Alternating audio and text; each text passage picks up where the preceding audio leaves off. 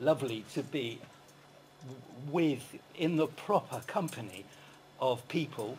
So when I'm actually talking now, you can actually ask me questions, and you don't have to unmute your microphone, and it's just great. So please, any questions at all, do ask me. I really like to celebrate us all being together, that you can actually ask me live questions. So I'm all ready for that. So I deliberately have not put a PowerPoint together, so you won't see anything on that screen. Anything I'll do is scribble on here.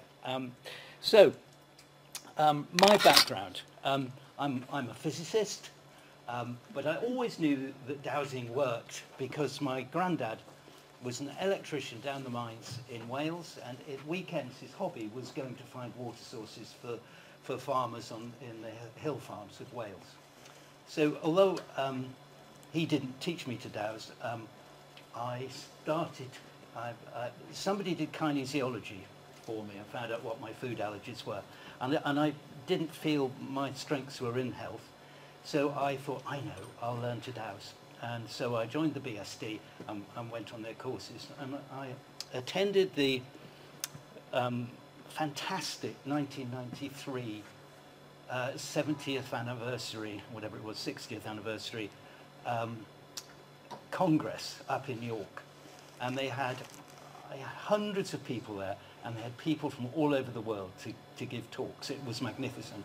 But one of them they had was the father of a good friend of mine called Roy Riggs, who actually gave a talk about electrosmog.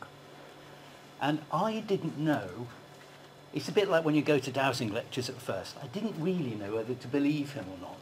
Yeah. I thought, it was kind of, oh, this is all a bit strange and new and not mainstream. Is it right? Just because you don't read about it in the papers, is it right? Or the BBC don't talk about it?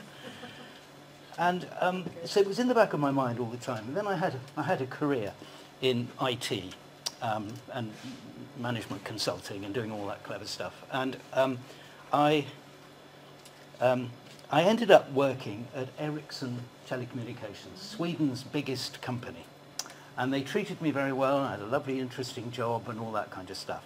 But I went into work one day at their headquarters, and their headquarters is a square building with a garden in the middle, 5 stories high. And I was on the 4th floor over here, and on the roof over there were 32 cell masts under full power, full test. 32, a stone's throw away. And so I was right in the beam. And I went into work, and I was sitting at my laptop, and I thought, oh dear, something's not right. I know who I am, and I know what I've got to do, but I can't do it. I was just like a car that had run out of petrol. You know, it was just kind of, ugh. And then I had a migraine that started and wouldn't go away. It was just constant. Every day I would wake up with it, and I'd try and go to sleep with it, and it hurt. And so I was completely incapacitated. Something you probably don't want to know about, projectile vomiting all the time. And so I was in a bit of a mess. And not only that, it lasted 2 years. So I'm asking you not to do what I did, which was to ignore electrosmog. So I thought, well, I'm a physicist. It can't possibly be there. It's not there. And if I admit that I'm electrosensitive, then I can't do my work. And I've got to work. I've got a family to support. So I staved off doing anything for 2 whole years, and then I gave in. And I thought, okay, switch the Wi-Fi off, stop using my mobile phone, and all of that kind of stuff. Shield my bedroom, and that sort of stuff. And I got better, and I'm alive. I wouldn't be alive otherwise. Unfortunately, being in this thing, I've known far too many suicides, because when you go to your doctor, they just laugh at you. And it is very, very cruel, and especially if families don't believe or support the victims, then that is the end of your life. And you know, so anyway, so all I'm saying to you, don't do what I did. And I learned the hard way. So anyway, so the question is for everyone, what I couldn't believe was, is there then this a strong interaction between all this hidden stuff, all this electrosmog you can't see or feel directly, and our own biology. And I would like to contend that there is a very, very strong interaction, and there are literally thousands of scientific papers which university done, and so properly published scientific papers, thousands of them, which show many, many different kinds of interactions between the many, many different kinds of electromagnetic waves and electrical pollution and our bodily systems. And so there are two main ones that have been researched very heavily. And one is every cell wall, or every cell in our body, has got a wall, and in that it's got apertures. And there are many different kinds, but one of them is called a voltage-gated calcium channel. Now, obviously, the clue on the beginning is voltage, okay? So, and microwaves, they act as an aerial for microwaves. And so the calcium channel regulates the amount of calcium in our cells. And microwaves disturb that. So the action of our mitochondria, which are the little batteries, the power, where provide the power for the energy for all of our cells, their waste products are rich in calcium. And so the calcium gates pump the calcium out, and actually, to some extent, the magnesium ones pump in to replace it. And so, and what about microwaves then? Why microwaves affect us so badly? And the reason is, if you want to have a telescope, the amount of background in astronomy out in space, background microwave radiation, is incredibly small. To the extent, if you want a telescope for it, you have to put a dish, like Jodrell Bank, you have to put a dish the size of a football pitch to get a decent signal, okay? Now, why is that then? Why is it so weak? Why haven't we experienced it? And the reason is very, very simple. It's water vapor absorbs microwaves. So all the radiation coming in from outer space gets absorbed, and if you have a microwave transmitter such as a cordless phone or a Wi-Fi router in a room, what do you think absorbs most of it? It's us. We are 90, depends on how you measure it, 90+% water. And so out of everything else, the pot plant, the office pot plant will probably absorb some, but we are the main absorbers of it. And not only that, through our evolutionary history, it's only since the Second World War that there'd be any microwaves around at all, which were invented for radar and later microwave ovens. And so our bodies have had no time to adjust to this and to evolve some kind of protection. So we're completely unprotected, and every cell in our body, the mitochondria get poisoned. So no wonder I started there thinking, I can't think anymore. It's because my mitochondria in my brain has stopped working. I couldn't function. And so that's why microwaves are so fundamentally bad and why it's so dangerous. And also, if you look at the industry approach to this, it's beyond a farce. So if you do Venn diagrams of doctors and biologists over here, and physicists, engineers, and microwave engineers over here, they don't share any education. You'll find that all of physicists like me didn't do biology O-level, and over here the medics didn't study physics and know nothing about biophysics. And so the consensus among both camps, the telecoms engineers say there's nothing we don't know anything about biology, therefore there's no biological interaction. And over here, the medics say, we don't know anything about telecoms, and therefore there's nothing to do with telecoms and health. Wrong.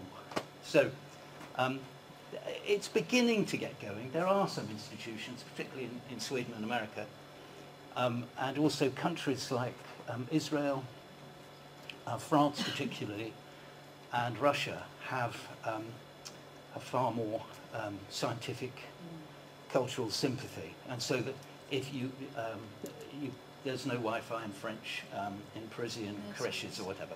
And so that people with French relatives who have young children know about all of this, and it's kind of, and it's official and it's part of the government thing, and so they don't immediately reject it, as a lot of people in the UK do. So I got myself better, and in getting better, you do the research. So you get to know the people who are expert in this, leaders in the field. And also I helped people out, you know, how to reduce their electrosmog. And so I developed this consultancy, and every survey I do, I learn something new. And it's highly complex. There's so much development. So recently I've been looking at sophisticated light dimming systems, because they produce a lot of what's called dirty electricity. What do I look for? I look for the things which are known to do the most damage.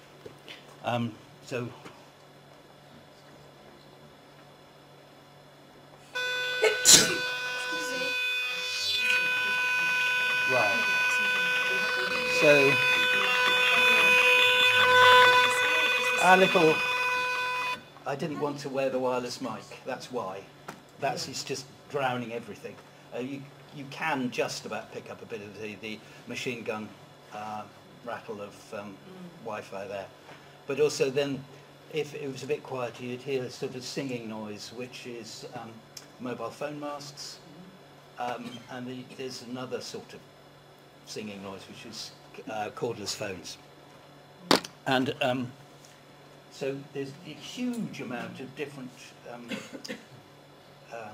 microwave radiation. And microwaves are particularly useful because they're absorbed by water vapor. They don't go very far. So you can have literally probably more than 1 million routers in London. And because the water vapor absorbs the radiation, you don't get interference more than, say, 100 meters away. And therefore you can have dozens of them around. They don't all interfere with each other, and they can all work. And the same with cordless phones and so on. So they don't have to be licensed then. So if you want to broadcast radio 4 frequencies, long wave, you can pick. There's only one transmitter for radio 4 long wave in the UK, and you can pick that up from Belgium.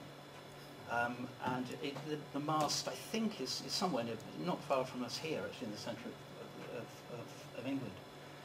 And obviously, if you had too many of those transmitters, you would never be able to hear Radio 4, would you? So they have to license it. But you don't have to license microwave, and that's why there's so much of it going on. And also, they keep adding to those, so that Wi-Fi started at 2.5 gigahertz. That is billion, 1,000 million cycles a second. And obviously, it's taken quite a while for technology to actually to produce that kind of frequency cheaply. And that's the reason why Wi-Fi and other microwave technologies have only in the last 20 years become available and used. And so, goodness knows what's going to happen to our children.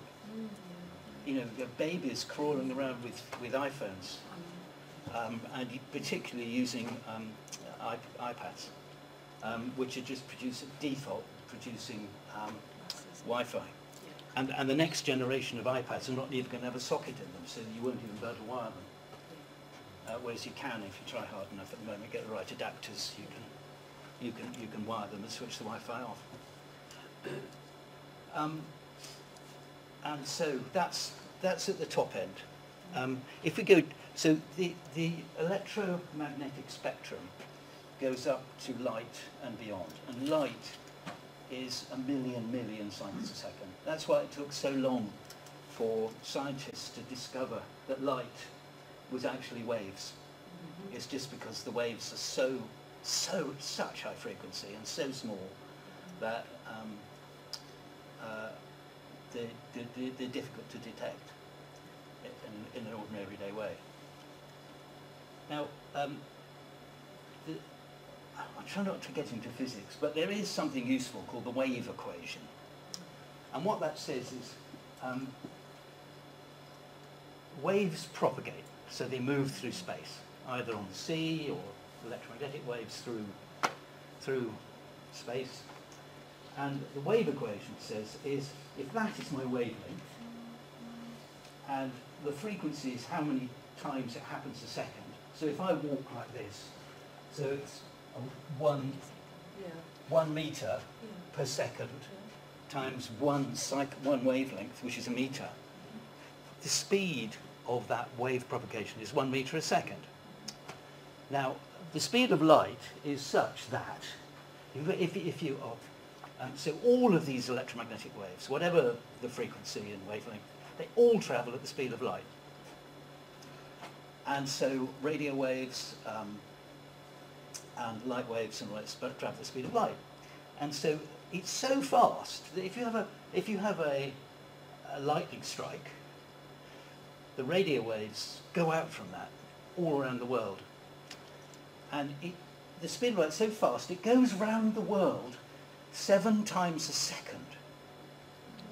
So constantly, we're being bombarded. It's very, very, very weak. But there's a background natural radiation of 7 cycles a second. It's called Schumann radiation. And it's very, very important for the regulation. And so, what is it called? Schumann, as in German for person, a cobbler. Yes. Anyway,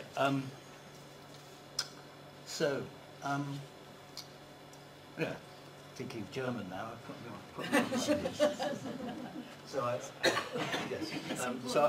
I do a lot of what I've learned here comes from a movement in Germany called the building biologists, or Baubiologe, from southern Germany. And there's a very, very strong culture in southern Germany and the German-speaking part of Switzerland and Austria for trying to make the internal environment within houses as close to natural as possible. And one part of that is reducing electrosmog as much as possible. So you've got these very, very, very highly technical German PhD people giving courses on stuff I do. So that's where I go for that. They're in German, and I struggle a bit, but you know, they're the best. They're the best around. So I learned a huge amount from them. No, and so the other, apart from microwaves, if we come right the way down the frequency to 50 cycles a second,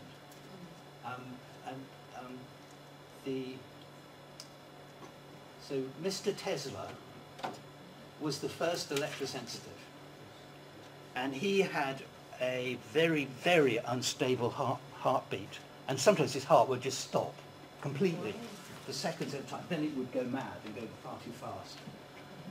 And I used to suffer from that. I used to wake up at 2:30 every morning with a thump because my heart had stopped and it got going again.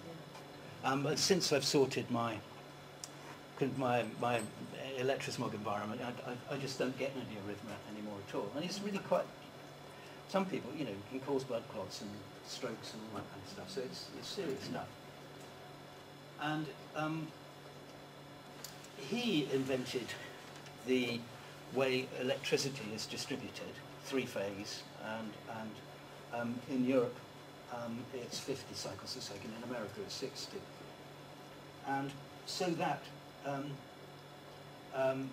preconceptually, while gestating, when you're growing in your mother's womb, and all your life, you're subjected to 50 hertz. And it's and at those low frequencies, that's this little meter. The electric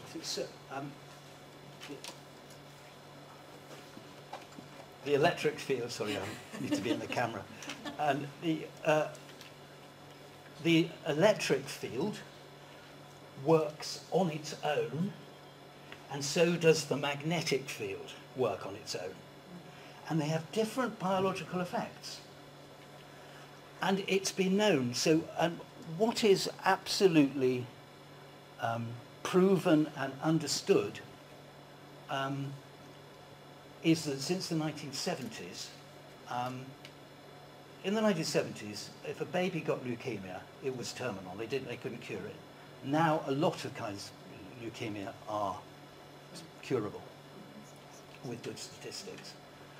But then it was actually a death sentence. And so some social workers in Chicago went around Chicago to visit the homes of babies that had got leukemia. And they found a pattern. So and very often they have what's called a row of shops called a strip mall. And under that you had duplex flats, first floor and second floor were two-story flats. And the baby that got leukemia, its cot, was the other side of the wall from the power cable for the power for the whole block. So it was just at the same height, and what they noticed was this fat cable and sort of two telegraph poles together with a transformer halfway up. And so what that was, a step-down transformer to the 110 volts in the States for things. So very high current was passing.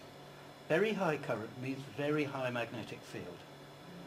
And the thing about the magnetic fields is they are really very much more dangerous than the electric fields.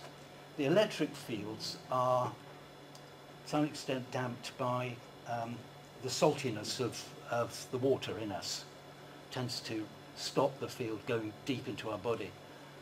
But with magnetic fields, they go right in. And it was shown so that there was several hundred research papers following on from that work. And to the extent they actually identified the level of field at those at 60 hertz as in the States that started initiating this. And so that when I'm surveying, I use this meter here, which is conveniently traffic lighted. So as soon as it goes into the red, it's 0.4 microteslas. Now, the units for magnetic fields are unfortunately very unfriendly and difficult to remember. So it's really good to have a meter like this, which traffic lights it for you. Anyway, so this is serious stuff.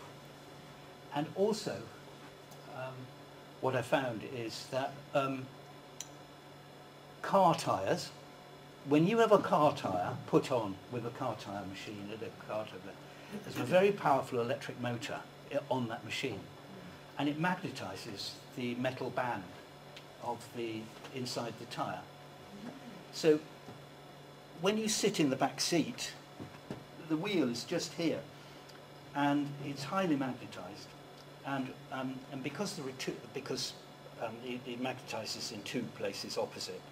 As that's spinning round at motorway speeds, you get up to about 40 hertz. And the field strength is 30 times the threshold level. And so we really should be demagnetizing or using different machines to put on these things. And I demagnetize my car tires, and for me, I'm electrosensitive, so I'm not typical, but for me, it makes all the difference if you go for a long journey with demagnetized tyres, it's kind of like different. So I've never really understood before why you're sitting in an air-conditioned environment in a comfy chair. Why on earth do you feel like a limp rag when you get out? And the reason, and you don't if you demagnetize your tyres. But anyway, sorry. Is that the car sickness, where people are disconnected from the earth? Is that why the magnetism in car tyres create that problem? Yes, you say? undoubtedly. Yeah. Practically, how can we demagnetise our car tyres? You need what's called a degaussing coil, Okay. and a friendly physicist like me. Yeah. Why do you need that? Why can't you do it yourself? Just by your intention. Why do you need to have an influence? It's something I'm working with at the minute, but you don't need crystals. I don't believe it. Just needs your pure intention to bring on the change. Am I wrong? I don't know. I would like to think you're right. Yeah. And no doubt it will work to a certain extent, but I mean, it's like there are some very good harmonizing products that you can buy, like the one you showed, the something. What?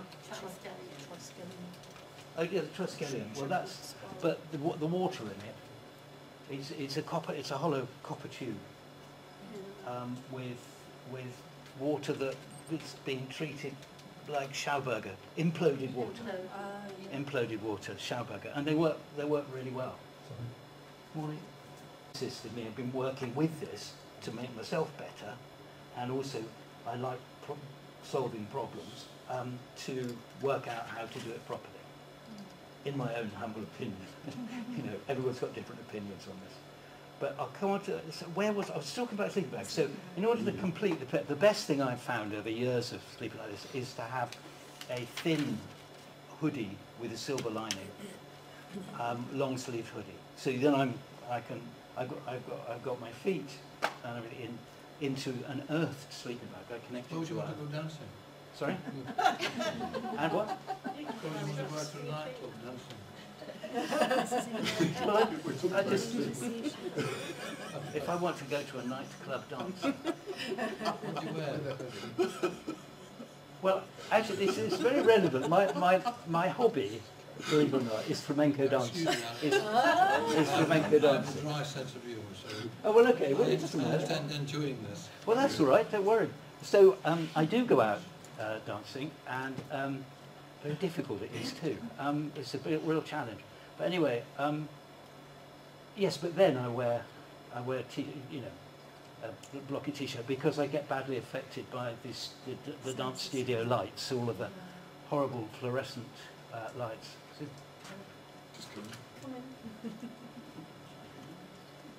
anyway, so yes. So I'll come on to lighting. So earthing next, then I'll come on to lighting. Earthing. We used to be always connected to the earth. We either were barefoot or we had leather-soled shoes which conduct enough to earth our whole body. And the physics of it is that there is 100, when under ordinary atmospheric conditions, not during a thunderstorm, you have 100 volts per meter. At the top of our head is 200 volts minus compared to or in the atmosphere was 200 volts minus. But because we're salty water basically, we conduct electricity very well. So if you connect our feet to the ground, the voltage at the top of our head will be 0 volts. But if we insulate, like being on the first floor or wearing rubber-soled shoes, we've got 200 volts between our feet and at the top of our head, which our body is constantly trying to compensate for. And also it's complicated by those fields, can also have other frequencies in them, like classic 50 hertz. So if you're standing near a power cable, or under a pylon or something like that, then your body's having to work very hard to keep going. It's hard work. And so that's why walking barefoot on a wet lawn, or walking barefoot on a beach, or swimming in the sea, or sailing, or whatever, feels so good, and why our body feels so kind of integrated, and happy, and relaxed. I recommend standing in a church for an hour, bare feet, right in the middle of church. Oh yeah, I bet. Yes, I can imagine. And so just 1 second.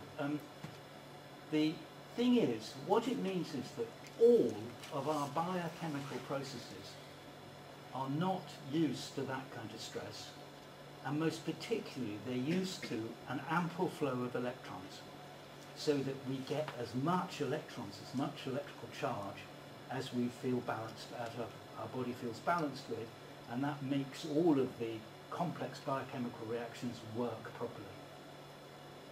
So earthing is incredibly important. So I'm really glad you brought that up.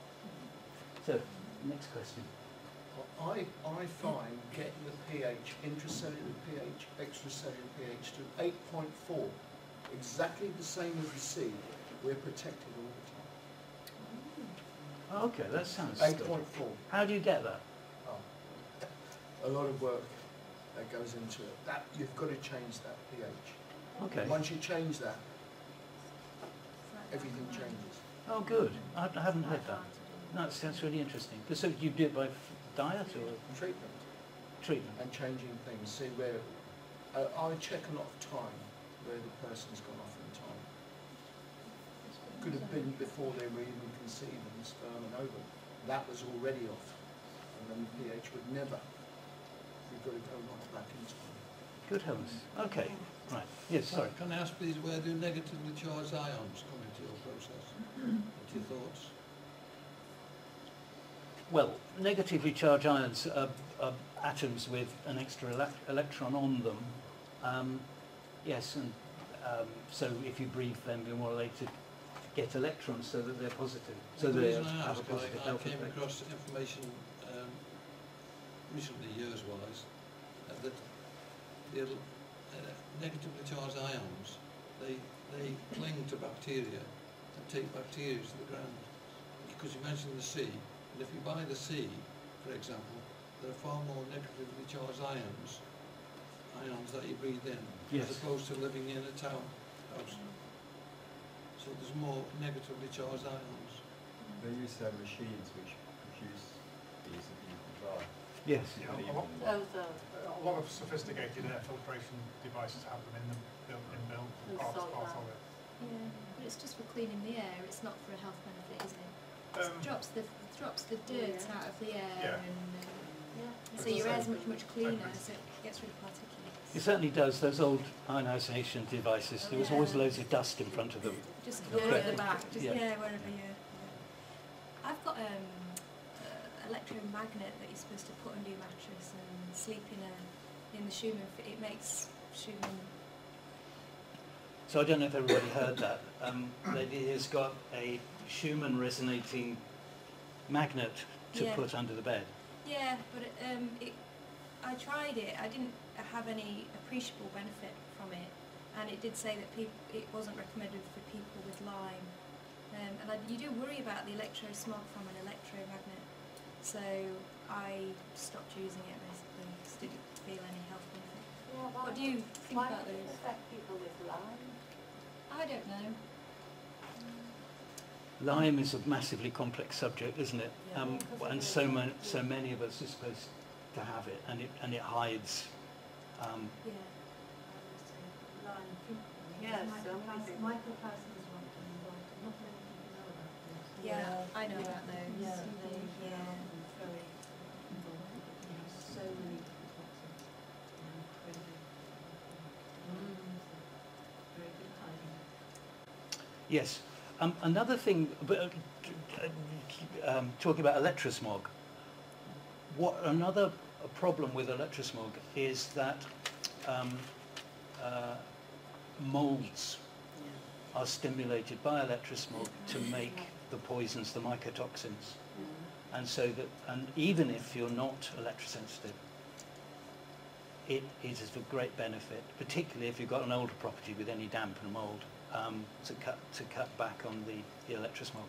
That's so interesting. Jane Hudson's about that. He said that the fungi, once they feel threatened by 5G, they actually produce more toxins and they become increasingly toxic. Okay, you've mentioned 5G. I better talk about that. Yeah. So, typical of industry marketing, whether it's computers or big pharma or whatever else, they're always big on marketing and they make these big statements that everything's going to be fantastic and what technology they've got is the best there's ever been and all this kind of stuff. And 5G is very much part of that. So the basic 5G as a replacement to 4G is not really very exciting. It's rather silly and I cannot see a business case for it unless you want to put something sinister in there about monitoring everybody. It is just a way of directing. So if you're one of the few people who like a tiny subset of people, of mobile phone users that watch films on their mobile phone, you can download a film in seconds instead of minutes, and that's the benefit to 5G. And in order to do that, you need to use shorter wavelengths. And if you're using shorter wavelengths, they won't go through brick, which is a bit, if people are using their mobile phone inside a house, that's pretty stupid because it doesn't work. So you have to have extra power to get through the brick. So it means you've got to have transmitters every other lamppost instead of every kilometre. And all just for this rapid download speed. And it's all just bonkers. And also it needs to be line of sight. And the special 5G transmitters, actually what's called beamform.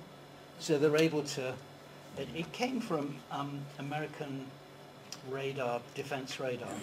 So if you've got an intercontinental ballistic missile going like that over the top, you couldn't get a radar dish to move quickly enough to follow it. So what they did, they invented an array of many, many aerials, and they pushed out the radar beam as what's called a phased array. So you send the signal at a different time to each of the different radar, and the radar beam follows, is able to, it does it electronically. It doesn't need to have a big aerial dish that moves with the thing. So using that technology but scaled down, there's a transmitter a bit like this with 64 8x8 thing, and you have that opposite a block of flats, and it can beam you briefly just while you're downloading your film. Now, all of that and all of that investment just for that tiny advantage doesn't make sense. So what on earth it's all for, we just really don't know. But it's not properly developed yet. Again, it's what technology looking for an application. I recommend a ladder and a lump hammer if you put one on the screen.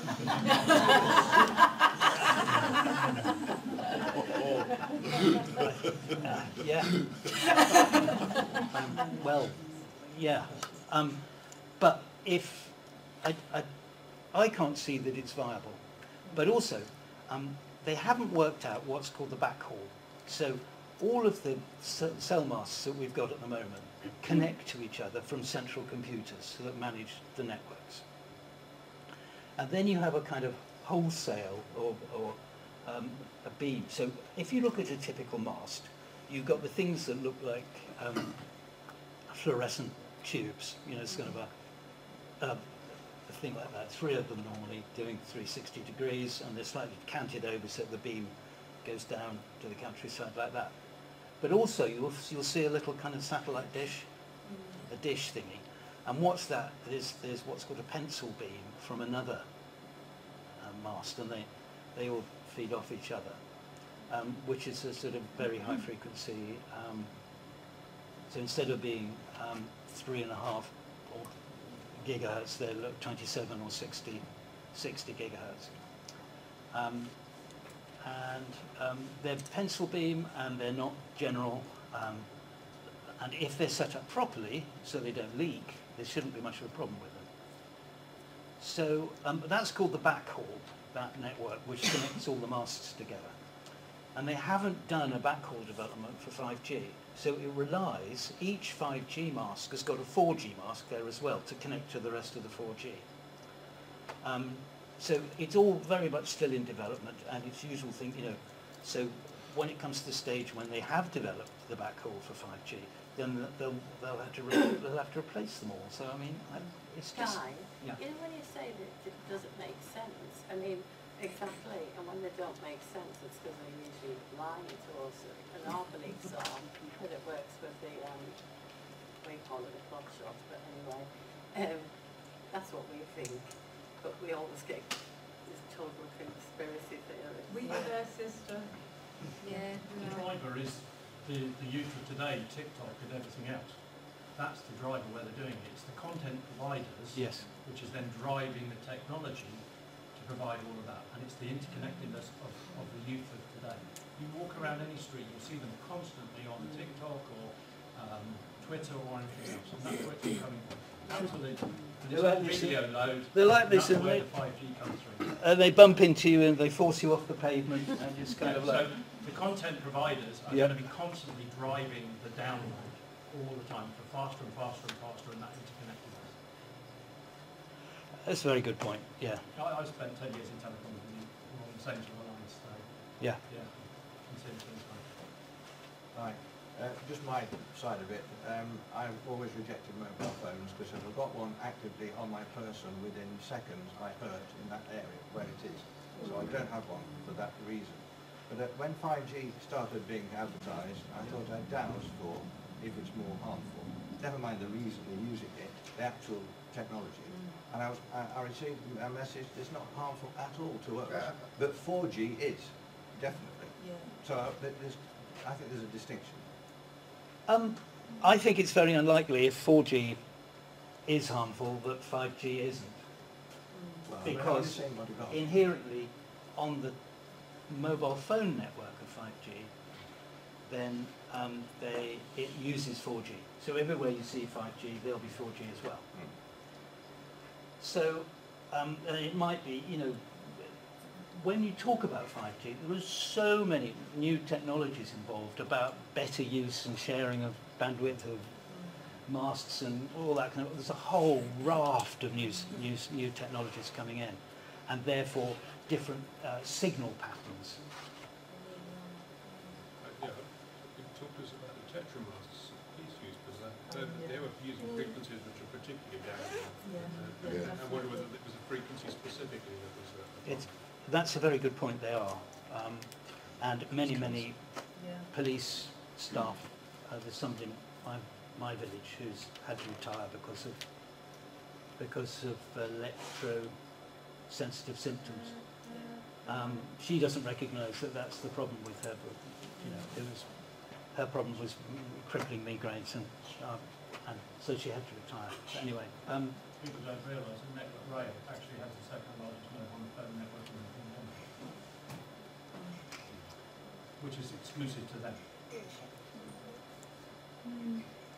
is it? I've seen the masts everywhere. Yeah. Critical national infrastructure, so they don't even have to tell you where it is.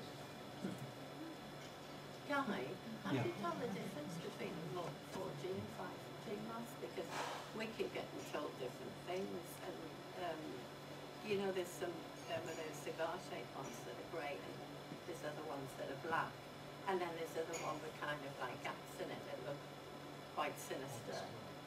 What's the difference? Well, those new latest ones that have come in, everyone noticed in Coventry last night that we were load here. They've got them in Brighton as well and everywhere else. Very, very sophisticated, multiple units, multiple radio, and there's not much, there's virtually no information out there about what all these different bits are. And also the cabinets below them are taller and wider, and it's usually, whereas they used to have just one cabinet, they now have two of them. There's been reading quite a lot in German scientific papers about the effect of all this electromagnetic radiation on the insect world, as well as degradation of habitats and food sources. There's a lot of German scientists that say that accelerating all these telecommunications will have a devastating effect on insect life and then a knock-on on everything. It already has. I can't see an insect in here. When I was young, we used to have things called fly spray. We used to go around with terrible smelling stuff because there were just flies everywhere. So I suppose the question is, that I'd like to say is, do we silently acquiesce to this crap happening to our world, or as people who are awake, to use an unfashionable term, and aware of what's happening, Right. Talk about this in the hope people will change, but having seen the response to that where the climate crisis is concerned, I'm doubtful, or do we just learn how to use Semtex and go and blow the fuckers up?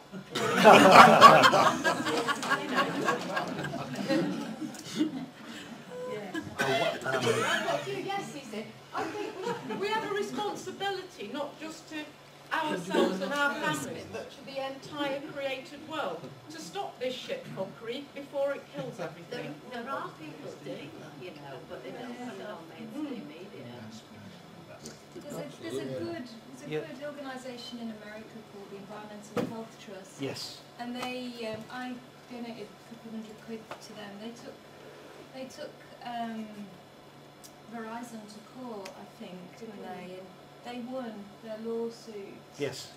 Because they've got thousands of papers published on the adverse health effects of EMF, and you can find out all about it. I think that the most practical thing anybody can do right now is probably start supporting organisations like the Environmental Health Trust and get the information out there, tell people about this website. You can find out how it affects your children, your own health, your pets.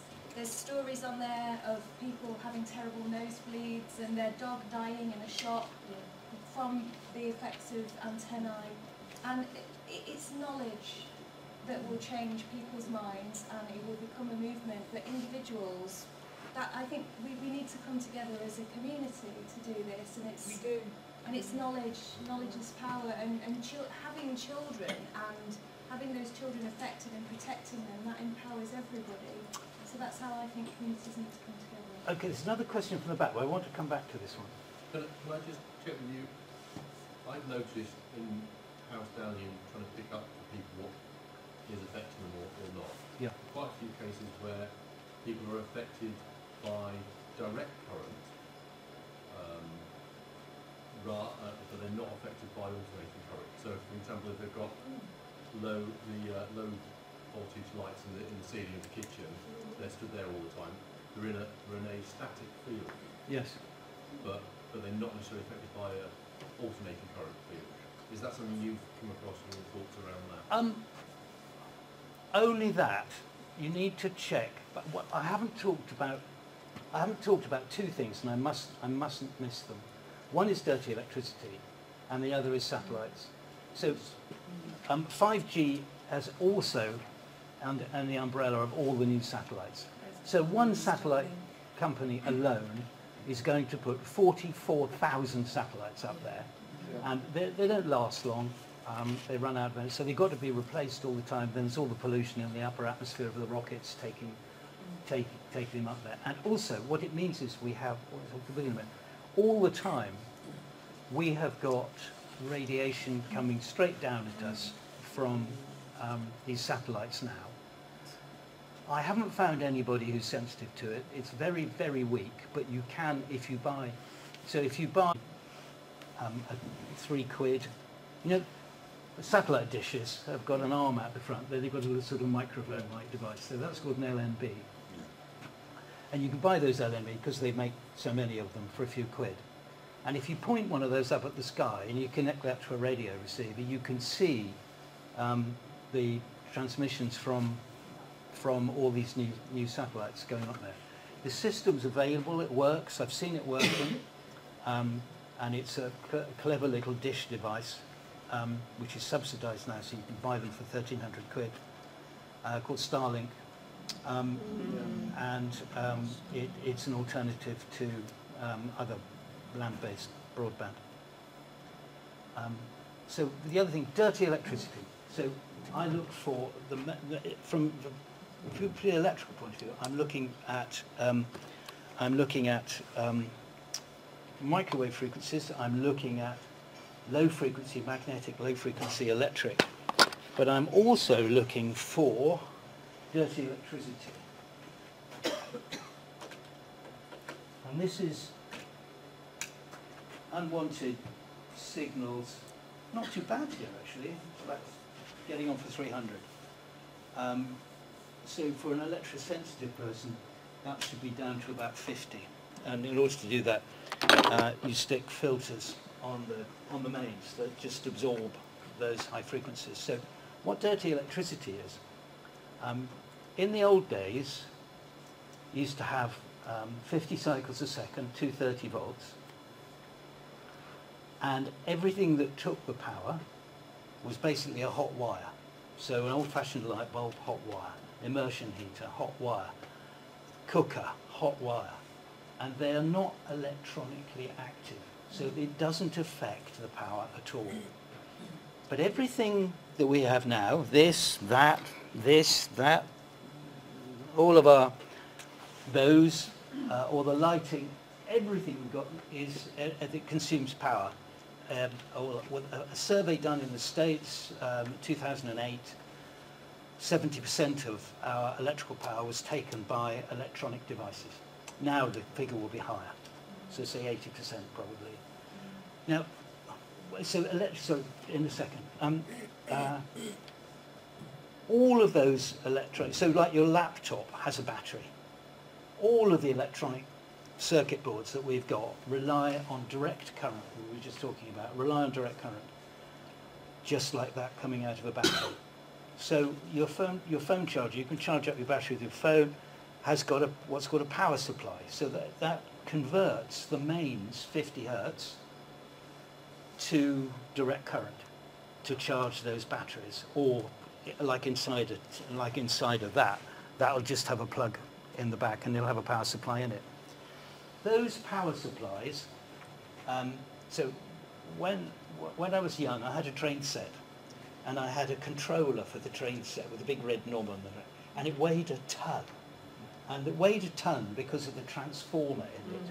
And the transformer's the bit of electronics which converts 230 down to 12 volts in those days. If you stick two transistors which switch each other on and off as quickly as possible in front of their transformer, you can reduce the size of the transformer to the size of a sugar cube. And so that's what everybody does. But what that means is that it takes the power, subtracts the power on the nice smooth, what's called sine wave power, and making it all jaggedy. So there are dozens of all kinds of higher frequencies in there. And those high frequencies are in all the wires, all around the wall, in the ceiling here, everywhere. And therefore, and that's what I was measuring with this meter here. And there is what's called coupling, so that those signals in all those wires connect with our body. And there's a very good researcher in Canada called Magda Havas, who has done a load of research on this. So she's proved that it induces diabetes and many other problems.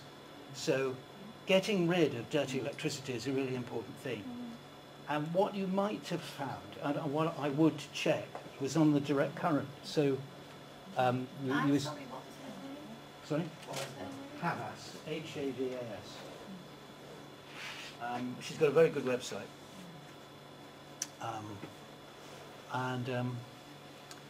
So anyway, dirty electricity is really, really important. So when I'm doing surveys, I want to make sure that I've plugged in filters so that when I leave the place, the dirty electricity levels are low enough. And sometimes they're really difficult to get rid of. I've got one client at the moment who has done a survey and it was really, really high, and we tried lots of things and I couldn't do it. And it can be caused in so many different ways because there are so many power supplies around the place. And the worst of all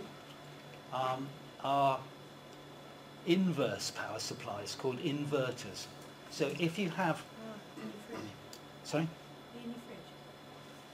Do you have an inverter in your fridge? No. No, the inverters, so if you've got solar panels, they produce direct current.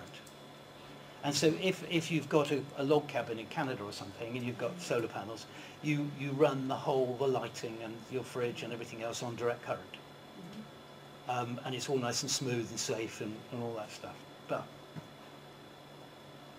in industrialized countries, we need to get our money back from the things or run our equipment, which takes alternating current. So if you buy an ordinary fridge or washing machine, then it takes that. So you need something which takes direct current off the roof and produces 230 volts, 50 hertz. And that's called an inverter.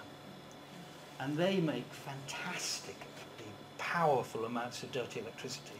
And it's a real major cause of disease. And so you need to stick either by what's called a low noise or sine wave inverter, so it produces a nice sine wave signal, a sine wave inverter, and they're really difficult to get hold of.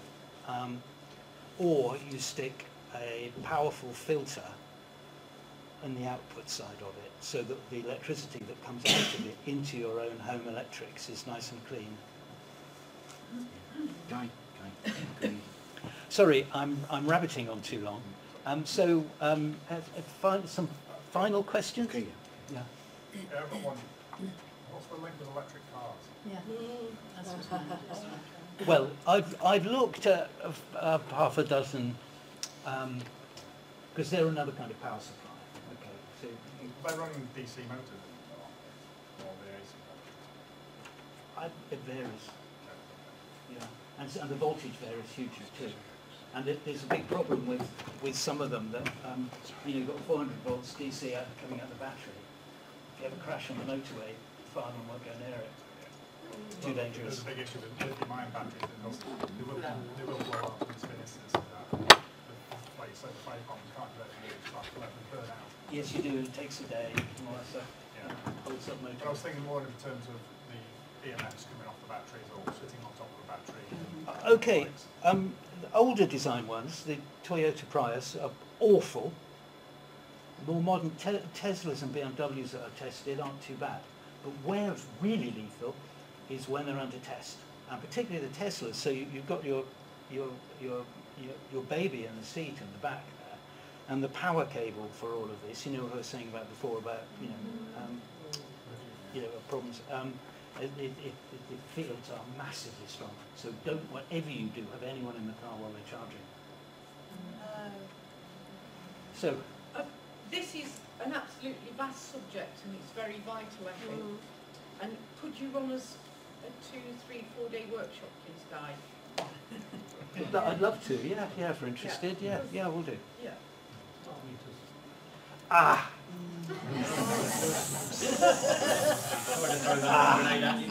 Right, so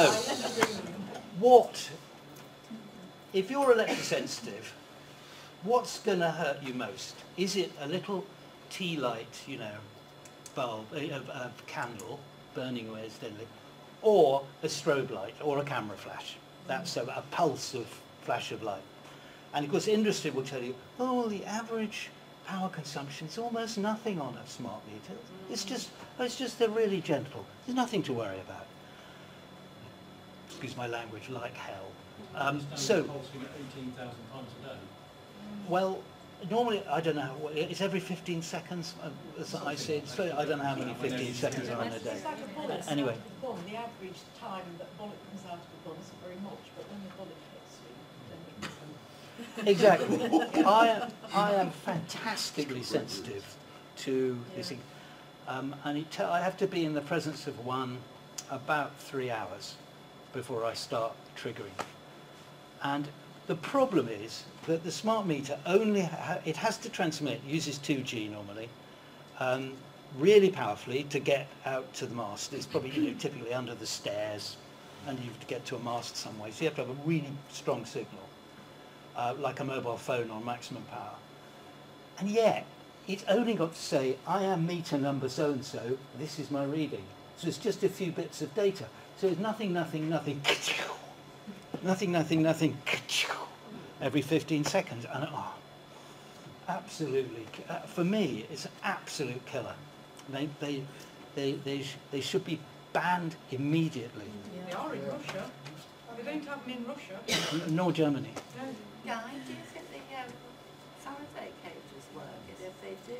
Oh, good point. I'm glad to be able to answer this one. I'm sorry. Can I just say, it's also, I've heard that sometimes you put them on and it directs the energy in another direction, which would harm if you don't think about, you know, like the black paint, if you don't leave a gap, you're kind of holding it all in, that kind of thing. So what you're doing is you're using reflective materials, paint or wallpaper or gauze or film on windows or whatever, but they all reflect. So in a room like this, you put something under the floor, you paint all the woodwork, you put wallpaper on the walls, you put something on the other side of these tiles, you paint the doors, and you put film on the windows. And so you're in a completely reflective cage, just like a hall of mirrors at a circus or on the end of a pier. And what happens is you get what's called multiple internal reflection. So you always get a little bit of leakage, particularly around door frames and window frames. And that comes in, and it just bounces around like mad. And the physics of it is that when you get reflected waves coming at each other, which are the same frequency, you get what's called diffraction patterns. Oh, yeah. And so what it means is you get hot spots and cool spots. And it's the same with any kind of wave, it's the same with water waves and all that. And so that if your pillow happens to be in a hot spot, it's a bit of a disaster. And so what I do, and not many other people do, in order to stop that, is I recommend that inside the reflective layer you put an absorbing wallpaper. So in snooker halls, to stop the chink of the balls kind of echoing around too much and annoying everybody, they put carpet up on the wall. So the sound waves go to the wall, they get absorbed and they don't bounce back. And this wallpaper works in the same way. And it seems to be very good. I mean, I was the light of this years ago. I had a customer who had a son who was in his 20s, who was a mad keen gamer, but he had got ME so badly he was in a wheelchair. And she did his bedroom, and she called me in because she had done her bedroom as best as she could, very thoroughly, as a Faraday cage, and he was in there and had to come straight out again. And so I located this wallpaper, and it's very effective. Is that how the black paint works? Sorry? Is that how the black paint works? The black paint is 95% reflected, 5% absorbing. So it's basically reflective. So for example, if you had a meter, a smart meter in the hallway out there, yeah. To mitigate that, you wanted to protect just that one wall between you and it? No.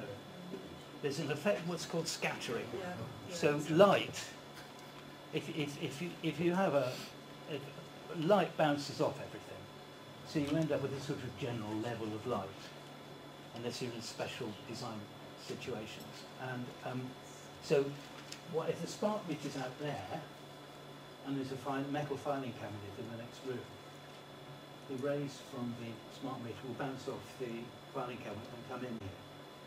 So, yes, if it's very focused in just one place, yes, you can get away with just on one wall, but generally speaking, you've got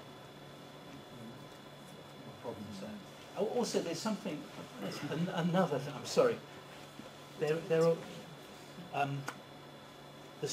there's this general rule that everybody thinks, a bit like taking drugs. The more of it, the worse it's going to be. And that's not true with this. There are windows. So often you have a threshold below which you start getting an effect. And so actually a lot of what the electrosensitivity we get is stuff reflected off door handles and coat hangers and metal strips here and all that kind of stuff. They're very, very weak signal component. But if you get rid of the big one, so if you shielded smart meter there, it would stop all of this other secondary radiation. Yeah, so that's what I'm thinking. Sorry, I can go on for hours. Yeah. Yes, come and talk to me afterwards. Anyway, I'm so glad you're so interested. It's really it's sorry. Encouraging. It's very encouraging for what I do. You know that people are interested and you're so sympathetic and not sceptical as most other people are. And thank you very much for being such a lovely audience.